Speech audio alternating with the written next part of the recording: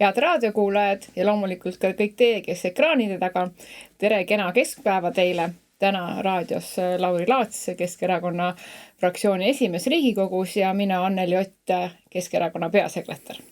Ja Lauri, lähmegi kohe põnevate teemade juurde, et suvi vist hakkab läbi saama. Suvi on olnud, peab ütlema, siiski väga aktiivne ja ilus. Et kuidas sina räägid, et mis sa arvad, kas suvi on läinud asja ette nii öelda? Mina arvan, et suvi ei ole veel läbi ja ma loodan, et meil on veel ilusad ja soojad päevad ees.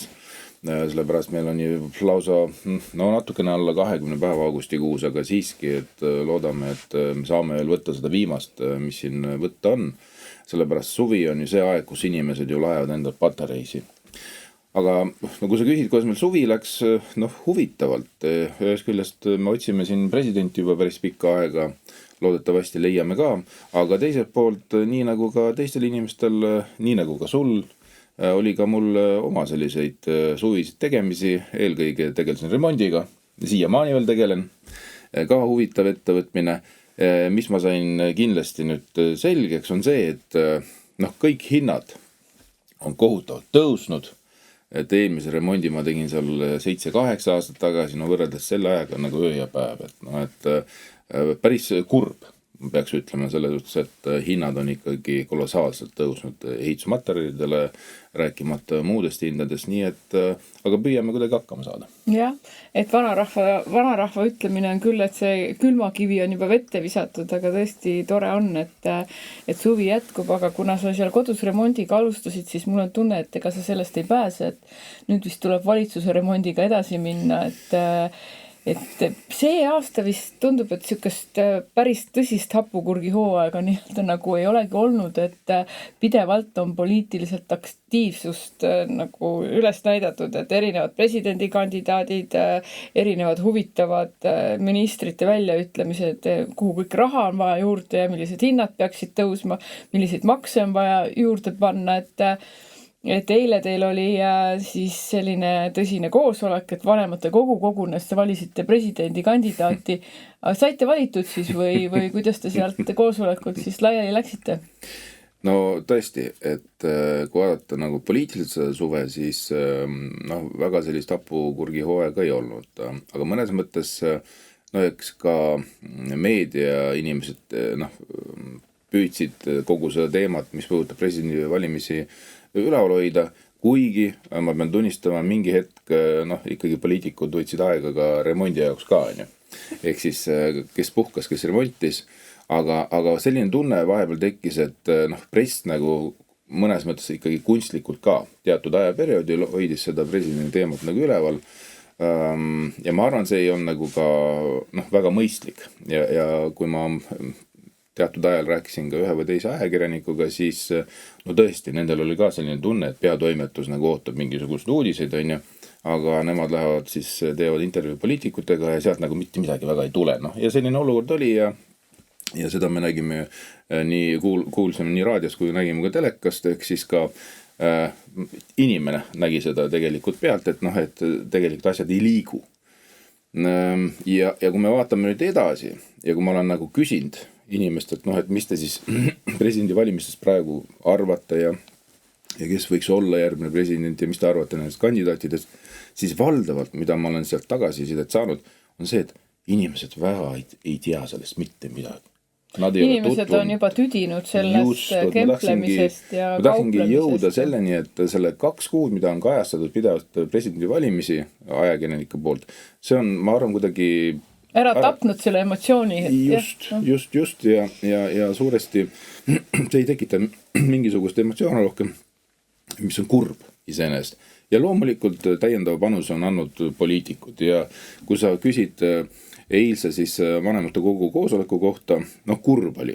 See oli nagu selline tragikomöödia etendus, kus siis 3 erakonda, Reformierakond, Eesti 200, sotsiaaldemokraadid etendasid sellist tükki, et meie oleme Ülle Madise poolt, aga miks teie veel ei ole? Ja me tahame teada, et miks te ei ole tema poolt. Aga kogu selle nii-öelda loo juures peaosatäitja ehk siis potentsiaalne kandidaat Ülle Madise ei ole ju tegelikult kogu selle perioodi jooksul selgelt välja öelnud, kas ta soovib kandideerida või mitte. Ja meil läks päris kaua aega selle peale, et jõuda tulemuseni ja tõlgenduseni, et mis siis see Ülle Madise väljaütlemine täpselt pidi tähendama, mis Lauri Hussar vanematekogu ees ette luges ja mis on siis see nii-öelda piisav arv. Noh, mida Ülle Madise lõpuks välja ju ütles ja saatis ka kirja Riigikogu esimehele, et noh, kui võtta kokku on see, et kui on olemas piisav häälte arv Riigikogus, siis ta on valmis võtma seda ka vastutust ja kandideerima. Ja siin me arutasime, kui palju on see piisav arv. Ja mis nagu kogu selle asja juures teeb kurvaks on see, et presidendi kandidaat seab tingimusi. Ehk siis ma olen nõus kandideerima, juhul kui te tagate ühe või teise või kolmanda asja või nii palju hääli. Kui me vaatame teisi kandidaate, kes on välja tulnud, kes on julgenud välja tulla, väärikad kõik inimesed, nemad ei ole tingimusi seadnud. Ka viimane Tiit Land, kes just siin eelmine päev tuli välja, teda toetati ja kui ta küsiti, et kas ta on nõus kandideerima, Tiit Landus, jah, ma olen nõus kandideerima. Et las siis poliitikud otsustavad, et kas ma olen väärikas kandidaat, kas mind saab esitada ja ei ole mitte mingisugust tingimusi. Et see on probleem, see on süsteemi probleem. Et just vaatajatele, kuulajatele ka nagu selgitada, et siin tekib üks väga huvitav nagu olukord, et kas Eestis on president määratav või kas Eestis on president valitav.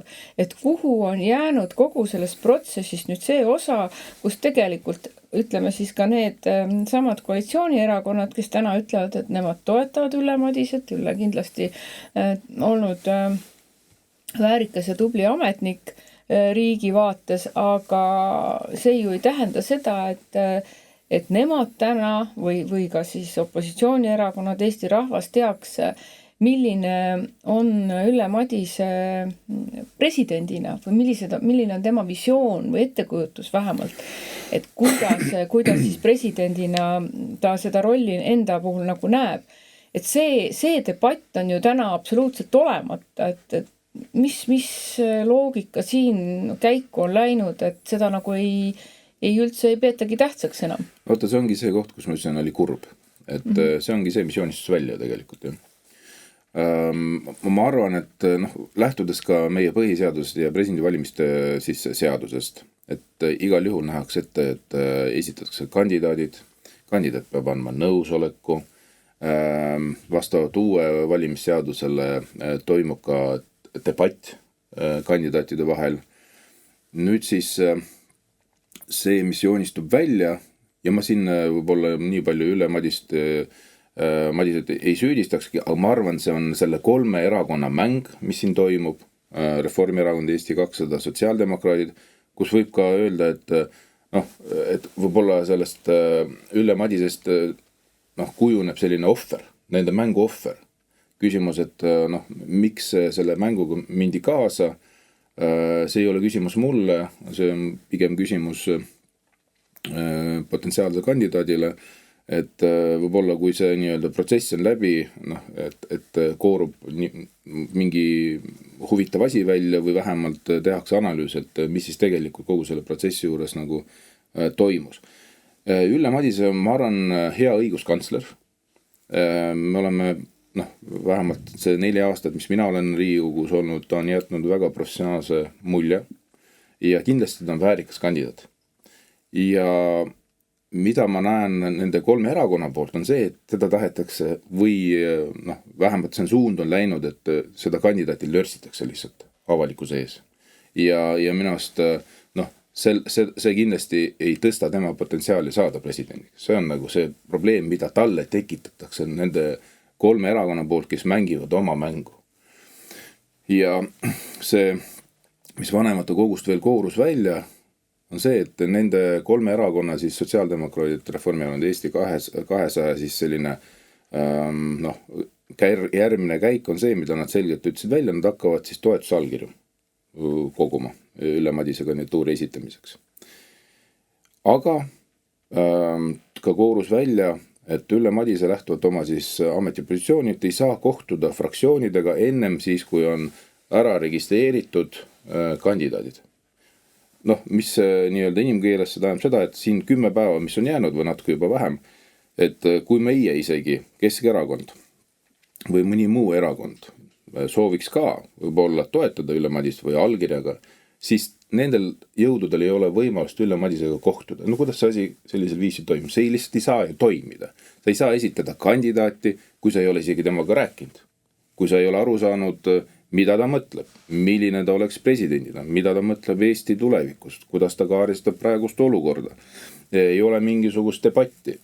Ehk siis mida tõesti me praeguses olukorras vajame? Me vajame mitu tugevat kandidaati, kes reaalselt ka omavahel debateeriks ja annaks ka selge sõnumi ühiskonnale ühe või teise suu läbi ja siis ka poliitikud tegelikult saaks valida Eestile parima presidendi, mitte nii, nagu praegu soovib seda teha Reformierakond. See käik, mida on võtnud ette Reformierakond koos siis oma satelliiterakondadega Eesti 200 sotsid, see on vale ja see lörtsib kogu ka mitte ainult parlamendi institutsiooni, vaid see lörtsib ära ka praegu presidendi institutsiooni. No see, kuidas hakkas ajakirjandus ka, ma ütleks lausa ründama, eks ju, Keskerakonda, et miks te ei toeta ja teie pärast nüüd on Eesti ei saa endale uut presidenti, et seda oli väga piinlik tegelikult juba vaadata, sest näha selline paanika seal, et äkki me ei saagi oma presidenti määrata ja võib-olla juhtub tõesti nii, et läheb kogu protsess vanemate kogusse ja kuna seal täna enam Reformierakonnal selget ülekaalu ei ole. Valijate kogusse, jah, et siis see hirm selle ees on, paistab sellest kogu protsessist läbi, aga ma saan aru, et jah, nüüd me siis ootame seda 24. augustit, et kui on selge, kes need kandidaadid on ja tõesti loodame väga, et tekib vähemalt mingisugunegi arutelu ja kõik presidendikandidaadid, kes siis selleks hetkeks esitatud on, saavad ikka oma suu lahti teha ja enda seisukohti avaldada ka Eesti inimestele, sest poliitikud küll valivad, kuid ma olen küll kindel, et tegelikult kogu ühiskond peaks olema protsessi kaasatud ja inimesed mõistma, et kes siis presidendiks ikkagi nii inimesena, et kes siis presidendiks saab. No mina võin öelda, mis on Keskerakonna plaan. Keskerakonna plaan on praegu tegelikult kohtuda potentsiaalsete presidendikandidaatidega. Me oleme juba ka ennist kohtunud nende inimestega, kes on selgelt öelnud, jah, ma soovin kandideerida presidendiks. Loodetavasti me ikkagi saame kohtuda ka Ülle Madisega ennem seda kuupäeva, sellepärast see oleks ju absurd, kui need 3 erakonda juba koguks teatud arv hääli ära ja see protsess käivituks ja siis peale seda alles saavad ka teised erakonnad kohtuda. Et selle nimel töö käib ja ma arvan, et me ikkagi ka Ülle Madisega saame juba järgmine nädal fraktsiooni ja Keskerakonna juhatuse kokku ja vaatame sisse, et mis siis kandidaat arvab kogu sellest asjast. Ja loodetavasti nende päevade jooksul tuleb veel kandidaate, kellega me kindlasti, kui need kandidaadid tulevad välja, oma jah-sõnaga ka samuti plaanime kokku saada. Ja peale seda, kui meil on kõik kandidaadid läbi käidud, me paneme nii plussid ja miinused ritta ja siis alles Keskerakond teeb oma otsuse, keda ta esitab presidendi kandidaadiks või kelle taha ta läheb ja toetab seda kandidaati. Mitte ennem. Meie ei mängi sellist mänge, nagu seda teevad Reformierakond oma satelliit, ehk siis erakondadega sotsid ja Eesti 200. Meie tahame valida tõesti Eestile väärika presidendi, kes ühendab rahvast, kes vaatab ja näeb suuremat ja laiemat pilti. Et see on praeguses olukorras väga oluline ja mina kutsun ka Reformierakond koos oma satelliiterakondadega, et käituge väärikalt, mõelge Eesti peale ja jätke need väiksed poliitikamängud sinna tagatuppa, kus nad sünnivad, et ärge tooge need välja. Ma arvan ka, et see on nagu väga hea, et Keskerakond on suutnud selle protsessi hoida nii-öelda avalikuna ja need poliitmängud ei ole saanud realiseeruda. Aga tegelikult ma arvan, et see on teema, mida me siin saates saame veel päris mitu korda arutada ja me saame arutada ka järgmist teemat, sest tegelikult on ju niimoodi, et sellele samal koalitsiooni lisaks sellele, et nad ei ole suutnud siis oma tahtmist läbi suruda ja määrata presidenti, on meil tänaseks Eestis vähemusvalitsus, mis näitab ju seda, et tegelikult koalitsiooni sees juba inimesed ei tea, mis toimub, kellel on millised soovid, nägemused ja pinged on läinud nii suureks, et inimesed on hakanud lahkuma. Täna ei ole enam koalitsioonil enamust, mis terendab ees ju tegelikult pool aastat sellist kauplemist, pidevat ära nii-öelda meelitamist enda poole peal opositsioonist või siis nendest saadikutest, kes on fraktsioonitud, endale häälte juurde otsimist ja tegelikult riigi juhtimine kindlasti saab sellest kahju, et ei ole sellist aktiivset visiooni ja tegutsemist. Et kuidas sa, Lauri, arvad, et kas tegelikult oleks ikkagi soliidne praegu peaministril öelda, et oleme jõudnud sellisesse seisu, kus toome need valimised pool aastat varasemaks ja lähme puhtalt lehelt edasi? No sina ütlesid, et riigi juhtimine saab kahju, loomulikult saab kahju. Aga mis see tähendab tegelikult?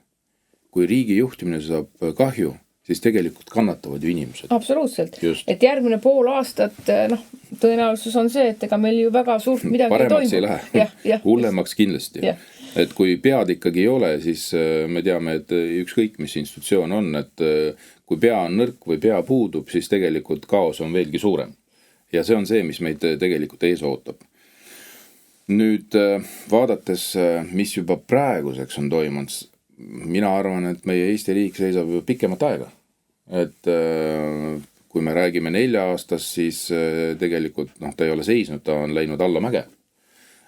Nüüd siis me näeme seda, et seal põhjas, kus me oleme, siis ka teatud osa ministrid on juba käed üles tõstnud. Viimane näide on minast sotsiaaltervishoiuminister Karmen Joller, kes selgelt ütles, et raha ei ole, vist oli küsimus 100 miljonis, päris suur raha, aga tema ei kavatse ka sellega tegeleda. Las järgmine valitsus teeb. Tegeleb nende küsimustega. Küsimus. Aga kui sa tõstsid juba valge lippu üles, siis astu tagasi. Kui sa ei saa hakkama, kui sul ei ole soovi, kui sa ütled, et mina sellega ei tegele, las see järgmine tegele. Ma toon näite, et sa oled kirurg, on vaja mingist operatsiooni teha, inimene on sul operatsiooni laual, et ei, mina sellega rohkem ei tegele, mine tea, äkki läheb vussi, et las see järgmine kirurg siis tegeleb sellega. See ei ole nagu, kuidagi, ma ei tea, et siin nagu õiget sellist sõna leida kogu selle tegevusele, et on juba raske, et asi on juba kaugelt sellest traagikomöödiast, ja traagikast ka, et tegelikult ju masendab olukord. Nüüd me hakkame kindlasti nägema sellist suhtumist ka teistelt ministritelt, siis hakatakse rääkima, et meil on ju vähemus, me ei saagi rohkem mitte midagi teha, ja kolmandaks on see, et me räägime juba pikemat aega, et see valitsus ei ole elujõuline, jätkusuutlik, selle otsused oleks pidanud Reformierakond juba tegema ammu, et tagasi astuma kõrvale. Me oleme rääkinud juba 2 aastat erakorralistest valimistest, aga vaata, valimiste inseerimine on selline keeruline protsess. Et seda teha nagu nii-öelda puhtalt opositsiooni jõududega, on keeruline. 2 aastat tagasi ta oleks saavutatav, kui oleks näiteks 2 aastat tagasi hakanud Reformierakond pudenema või koalitsioon. Praegu on see ajaperiood, jäänud on meil ju tegelikult 5-6 kuud. Seda inseerida nii, nagu seadus meil võimaldab, on peaaegu võimatu, aga selle asja juures on üks aga. Seda on võimalik kõik ära teha, juhul kui tõesti Reformierakond praegu ütleb, et jah, me vabandame, meil läks asjad valesti, me astume tagasi ja me anname nii-öelda rohelise tee selleks, et kiiresti kokku kutsuda siis uued valimised, ehk siis erakorralised valimised ja lähme eluga edasi. See on ainuke tegelikult võimalus, kuidas on võimalik Eestis praegu, arvestades, et järgmised valimised on juba 2027 märtsi 1. nädal, et kuidas saada väga kiiresti ja selgelt nii-öelda tuua letti erakorraliselt no valmis. sellest ma alustasingi, et soliidne oleks tegelikult või riigimehelik, et peaminister tuleks selle initsiatiiviga välja ja tunnistaks tõesti, et tegelikult ju kogu valitsemisperioodi jooksul Reformierakonnal ei ole olnud ühtegi ideed, kuidas Eestit sellest keerulisest majandusolukorrast välja aidata ja nüüd järgmise poole aasta jooksul terendab ees veel rohkem samme selle kriisi nii-öelda süvenemiseks ja selleks, et Eesti inimesed kuidagigi saaksid hakkama, oleks praegu tõesti viimane aeg see otsus ära teha, aga ma olen ka nõus, et ega seda ei tule ja seda tahtmist ei tule ja selline hurjutamine või üleelav suhtumine, et siis tehke siis ise paremini või võtke siis mind maha, eks ju, et see ei ole ju adekvaatne, et see näitabki seda, et tegelikult tahtmist Eesti inimeste heaolu tõsta või tõsiselt teemadega tegeleda, seda ei ole.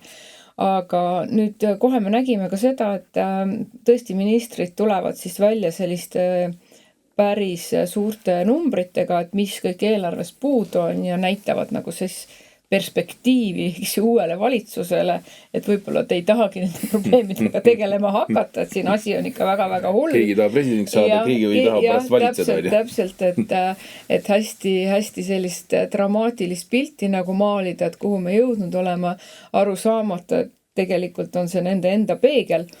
Üks muret tekitav ettepanek käis läbi ka maaeluministri poolt, et nüüd ühistranspordi osas on siis jõutud sellise kriitilise piirini, et lisaressurss on hädavajalik, et inimesed saaksid nagu ühest punktist teise, et kuidas see teema nüüd edasi arenenud on, et milliste riskidega me täna silmitsi siis oleme, eriti just maapiirkondade inimesed, kellel ikkagi väga-väga sõltub ühistranspordi korraldus, nende elu sõltub sellest ja elukorraldus, et see toimiks, see ühistransport. Jaa, vaata, selle regionaalpoliitikaga on meil täpselt nii nagu on, et see meil puudub. Ja see minister, kes peaks regionaalpoliitikat nagu regionaalpoliitika ees seisma, on Johannes Terras ja arvestades temaga eelnevaid väljaütlemisi ja kogemusi ja kuidas ta siis tegelikult oma kätega ka tappis nii Eesti Posti kui ka tasuta ühiskondliku transporti ja kõik nii edasi ja kus ta tahtis tegelikult meie eakatele ja noortele kehtestada veel piletitasu. See näitab kõik tegelikult tema arusaama regionaalpoliitikast, ehk siis see on puudulik. Nüüd, kui hakkas kogu see sõda pihta Iraanis ja see protsess kestab siiani, kütuse hinnad on üleval. Teised riigid võtsid kohe meetmed tarvitusele. Meie siis rahandusminister, superrahandusminister Jürgen Ligi ütles, et mitte mingil juhul me sellega tegeleda ei tohi. Ja see on see tagajärg. Tagajärg on see, et riigil puudub 5 miljonit ühistranspordi toimimiseks. Ma arvan, erasektor on veelgi suuremas hädas. Kas siis see kõik see kütuse hinnatõus on ka lõpptarbijatele jõudnud? Ma arvan, et veel mitte. See tähendab seda, et kui need kütuse hinnad on meil jäävad sama kõrgeks ja riik ei sekku, siis meil sügisest ka meie toiduained veel kallinevad ja nii edasi. Ja see ongi see nii-öelda tagajärg. Ja kui sa ütlesid väga õigesti, et see on ju peegel, on ju. Et nii palju on valede otsuseid tehtud, on juba osaliselt ka käed üles tõstetud, et hea küll, et me nende teemadega rohkem ei tegele, las siis tegeleb sellega valitsus, et ajasime jama kokku, on ju, rohkem me seda suppi helpida ei saa, on ju, las siis teised helbivad ja see on see, mida tegelikult see olukord, mis tegelikult ootab ees uut valitsust peale siis järgmisi valimisi, et lihtne ei tule uuele valitsusele, ükskõik kes seal on, ükskõik mis poliitilised jõud, see tuleb väga-väga keeruline aeg. Nüüd, kui me natuke analüüsime, et mis siin 4 aasta jooksul on toimunud, siis on tegelikult 4 aasta jooksul me oleme kaotanud majandus 5,5% SKP-st. See tähendab seda, et aastas umbes 2 miljardit raha. See on see raha, mis tegelikult puudub riigieelarves, mida kaetakse kalli laenurahaga. Meie eelarve on tasakaalust väljas ja tegelikult kogu selle protsessi jooksul, mida on tehtud, on see, et kuna majandus on langenud, siis on seda eelarve puudujääki kaetud kahe siis sellise käiguga. Üks käik on see, mis võeti laenuraha, aga teine käik on see, et tõsteti meie inimestele makse. See ei ole jätkusuutlik. Kas on lahendus? Jah, on küll, oli lahendus. Lahendus oleks see, et me oleks pidanud täiendavalt süstima raha majandusse, tegelema majandusküsimustega, mitte viima selle majanduse täiesti põhja. Nüüd on tekkinud väike selline päikesekiir või valgustunneli lõpus, et hakatakse rääkima või räägitakse, et meil on hakanud tekkima majanduskasv. See on petlik. See on petlik seetõttu, et see majanduskasv on eelkõige tekkinud selle tänu laenurahale, mida me hakkame kõrgete intressidele kõvasti tagasi maksma ja veel järgmised põlvkonnad. Ja teine pool on see, et kuna on toimunud siis hindade kallinemine, siis ka nende maksude nii-öelda laekumine on suurenenud, mis on nii-öelda matemaatiline tehe. Ja seda näetakse meile puhtalt kui majanduskasvuna. Ehk siis tegelikult peab rääkima ju tõtt, millest on see tekkinud väike majanduskasv ja see ei ole ka jätkusuutlik. Ehk siis me näeme varsti, et kuidas nii-öelda ka see osa kuivab kokku. Et seda on rääkinud ju Eesti Panga analüütikud, et see ei ole ju minu väljamõeldis. Nii et aga vaatame sellele Reformierakond igal juhul kasutab ja vaatame meediapilti, et vaadake, et meil on hakanud majandus kasvama ja samas Eesti Panga analüütik on öelnud, et stop, et vaadake sisse, mille arvelt see on hakanud kasvama ja kas on nagu jätkusuutlik. Nii et tõesti, probleeme on palju, aga tead selle uudise juures, mis eile kajastati, et regionaal- põllumajandusminister nii-öelda kaebab, soovib raha juurde, muidu ühistransport jääb seisma, aga see ei puuduta Tallinnat. Ma vaatasin, et seal pildil oli Tallinna bussid, TLT bussid, et selline mulje oleks, vähemalt ma arvan, et kui ei teaks, et kuidas toimib Tallinna ühistransport, siis selline mulje võis jääda, et aga see ju puudutab ka Tallinnat. Ei, Tallinn on omaette süsteem, me Tallinnas kindlasti leiame raha selleks, et bussid liiguks edasi, sellepärast, et Tallinn on arvestanud sellega ja loomulikult see on mõjutanud TLT tööd, jah, meie kulud on tänu selle kütuse hinnale suurenenud, tõesti, et see raha, mis praegu läheb selle kütuse nii-öelda hinna või kalliduse kompenseerimiseks, see oleks võinud kuskile mujale minna, on siis mänguväljakud lastele, koolid, lasteaed ja nii edasi. Aga me oleme arvestanud ja me teeme kindlasti need korrektuurid ära, et meie Tallinna siis ühiskondlik transport seisma ei jää. Aga mis puudutab riiki, sealt on näha, et seda nii-öelda oskust tegelikult juhtida ei ole.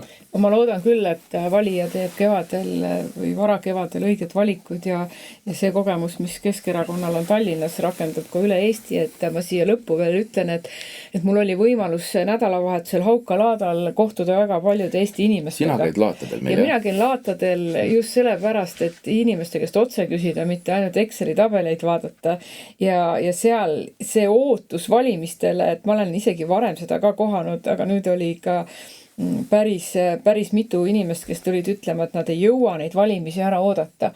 Et tõesti inimestel on väga raske ja küsitakse ikka kinnitust üle selle kohta, et kas automaks langeb, kas toiduainete käibemaksu, et kas automaks kaotatakse ära, kas toiduainete käibemaksu langetatakse ja väga huvitav on inimestega rääkida, et suur segadus on ka selle osas, et näiteks sotsiaaldemokraadid, kes olid valitsuses, tõstsid makse, kehtestasid automaksu, kõrval telvis räägivad, et need on väga valed ja siis inimesed tulevad meie telki ja ütlevad, et kuulge, et me ei saa üldse nagu aru, et mis toimub, on ju, et kuidas siis see tegelikult on ja meie kinnitame loomulikult üle, et Keskerakond on väga selgelt välja öelnud selle, et toiduainete käibemaksu tuleb langetada, me oleme ka Lauri sinu eestvedamisel on ju fraktsioon mitmeid eelnõusid sisse andnud, täpselt samamoodi automaksuga.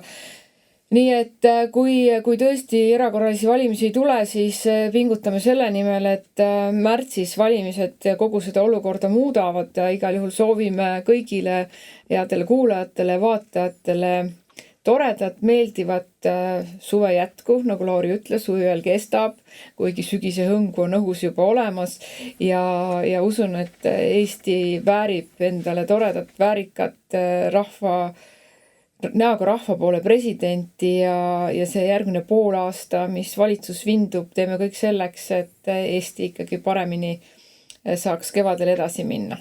Anneli, aga vaata, sa ütlesid, et seda erakorralisi valimisi ei tule. Ma päris sellega nõus ei ole. Et ma ütlesin, et see on väga keeruline seda saavutada, aga me teeme tööd selleks. Ja tegelikult mitte ainult ei pea Riigikogu liikmed või opositsioon selle nimel tööd tegema, vaid kogu rahvas. Ehk siis me tegelikult peame panema ikkagi Reformierakonna väga halba sellise valgusesse survestama ja ma kutsun ka üles Reformierakonna liikmeid survestama oma siis erakonna esimeest, et ta oleks ikkagi, võtaks lõpuks selle riigimeheliku otsuse ja ütleks, et vabandaks Eesti rahva eest ja ütleks, et ta ei saanud hakkama ja ta ei tee takistusi erakorraliste valimiste kokukutsumiseks. Nii, aga täna saates Lauri Laats, Riigikogu fraktsiooni esimees. Ja Anneli Ott. Kõik head.